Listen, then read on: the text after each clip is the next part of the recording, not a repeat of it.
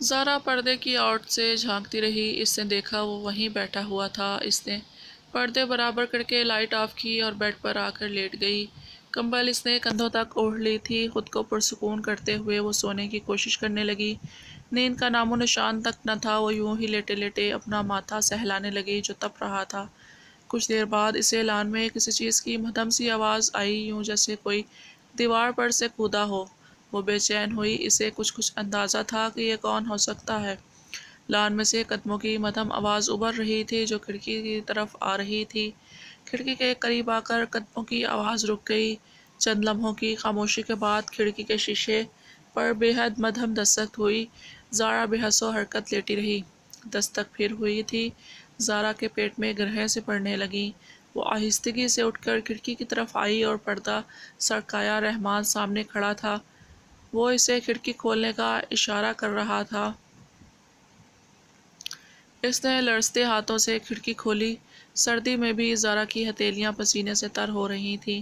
کیا بات ہے؟ وہ مدھم آواز میں بولی تھی۔ کچھ نہیں۔ راستہ دو اندر آنے کے لیے۔ وہ ساکت کھڑی رہی۔ رحمان اسے بازو سے پرے کر کے اندر کی طرف آیا تھا۔ تم کیوں آئے ہو؟ تمہیں پتہ ہے کیوں آیا ہوں؟ پتہ ہے نا تمہیں؟ وہ بول رہا تھا۔ زارا نے نفی میں سر ہلایا۔ بتاتا ہوں کیوں آیا ہوں۔ رحمان نے اسے اپنی طرف کھینچا۔ زارا اس کے وجود میں پیوست ہو گئی۔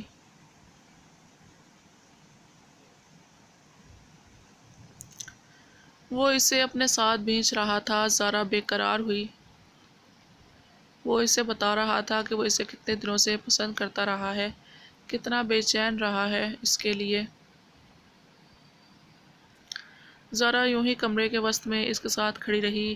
رحمان نے گستاخیاں شروع کیں تو زارا یکلخت گھبرا گئی۔ فاروق کی بے التفاتی اور اسے ایک دوہرائی پر لے آئی تھی۔ وہ اپنے شوہر سے بے پناہ محبت کرتی تھی مگر اسے زارا کا احساس نہ تھا۔ وہ اس کی ضرورتوں کو نظر انداز کر رہا تھا۔ جذبات کی روح میں بہنے سے پہلے زارا کو اس کا خیال آیا تھا۔ اس نے اپنے ہونٹوں کو بری طرح کچلا اور اپنے بازو رحمان کے گردن سے ہٹا کر اس کے سینے پر رکھے اور اسے پیچھے دھکیلا۔ نہیں، وہ بولی۔ رحمان نے اسے قدرے حیرت سے دیکھا۔ کیا ہوا؟ کچھ نہیں، تم جاؤ۔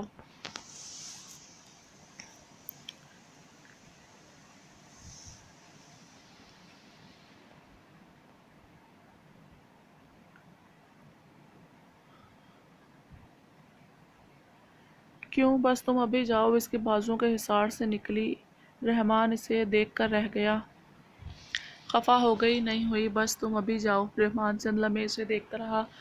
پھر کہاں وہ چپ کھڑی ہونٹ کاٹتی رہی۔ وہ کھڑکی کے راستے باہر نکل گیا تو زارا نے کھڑکی بند کی اور بکھری ہوئی سی آ کے بیڈ پہ لیٹ گئی۔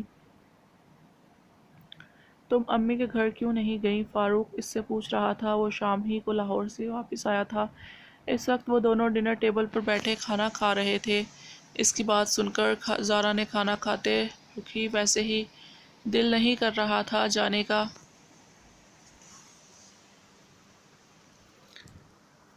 چلی جاتی، اتنے دن سے گئی نہیں ہو تم، ویسے ہی بور ہوتی رہی ہوگی تم۔ نہیں، بور تو نہیں ہوئی، ٹی وی دیکھتی رہی، بکس پڑھتی رہی۔ اس نے فاروق سے نظریں ملائے بغیر کہا۔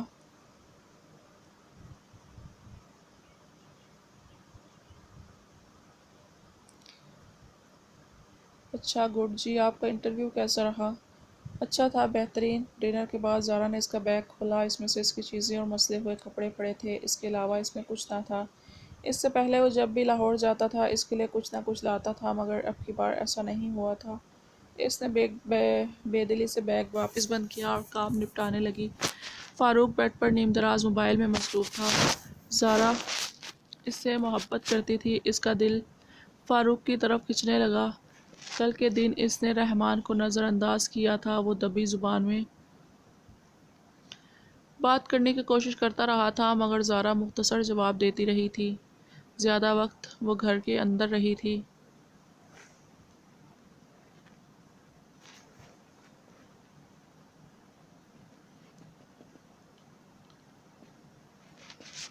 شاید وہ مایوس ہوا ہوگا۔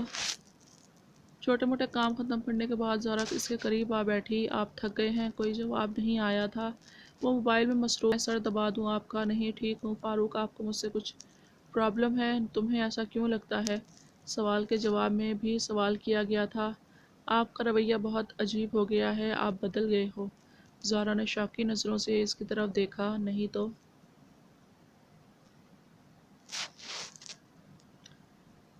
اچھا سو جاؤ، فاروق نے کہا۔ اس کے دل میں چور تھا، وہ اس موضوع پر زیادہ بات نہیں کرنا چاہتا تھا۔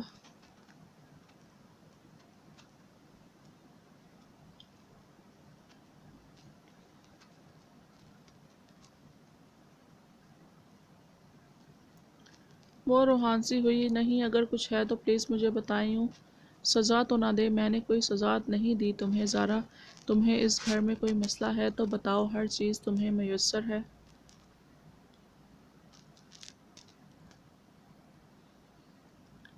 اس لیے فضول کی باتیں نہ کرو کہ میں تمہیں سزا دے رہا ہوں۔ زارا کو لگا وہ اس کے قریب ہو کر بھی اس سے بہت دور ہے۔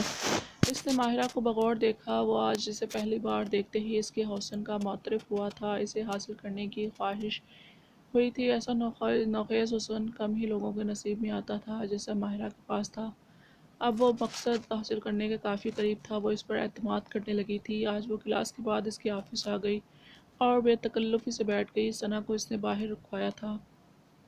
میرے پاس تمہارے لیے کچھ ہے۔ باتوں کے دوران ہی اس نے ماہرہ سے کہا۔ کیا ہے؟ وہ تجسس سے بولی۔ اس نے ٹیبل کی دراز سے ایک کیس برآمد کیا۔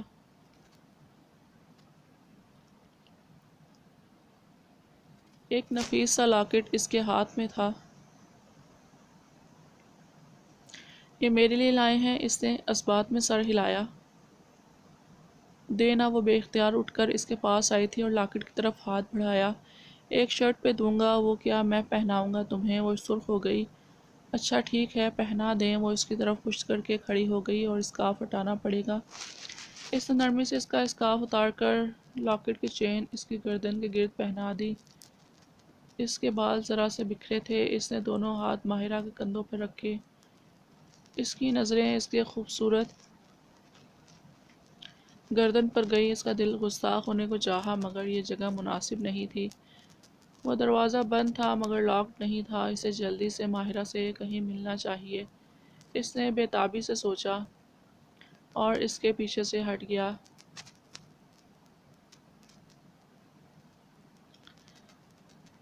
تھینکس، ماہرہ نے کہا۔ وہ اب اسکارف واپس لپیٹ رہی تھی۔ فاروق اس کو بے باکی سے دیکھ رہا تھا۔